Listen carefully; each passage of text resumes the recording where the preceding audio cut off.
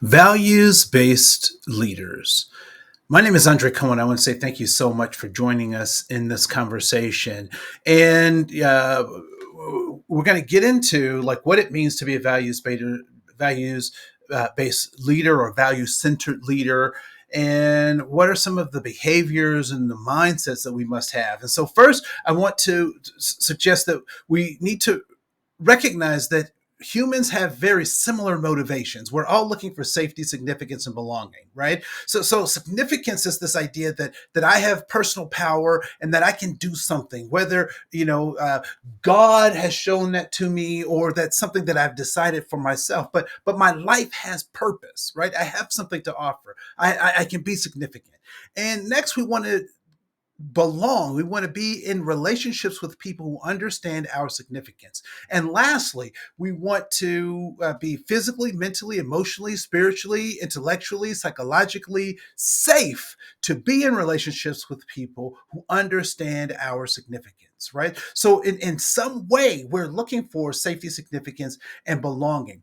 Oftentimes, there are obstacle illusions that make us think that we have different motives for our behaviors, and typically that is the social constructs by which we operate in, right? So race, gender, identity, social economic status, these are all things that we operate with that can project this idea that we are different.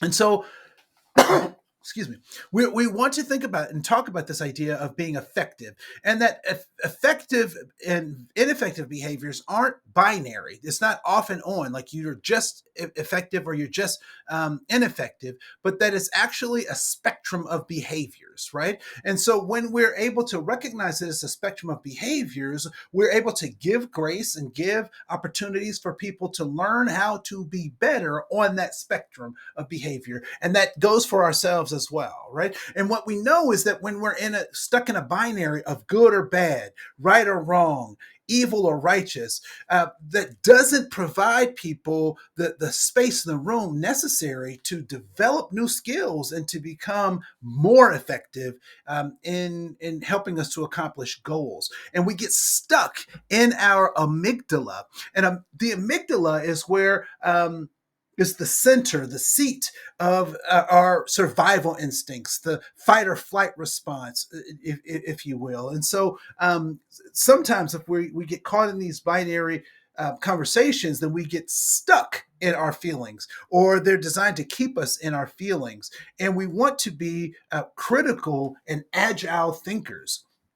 And so what that means is that we then get into this space where we're minding the gap, because we oftentimes, if we're critical in our thinking, we can recognize that sometimes our intentions and our behaviors are not as aligned as we'd like them to be, that they also can drift far away from each other. But when they are in alignment, we are being self-actualized, as Abraham Maslow addresses in his hierarchy of needs, right? And so as people who will be critical, cognitive leaders, it's important that we allow our values to help us close that development gap.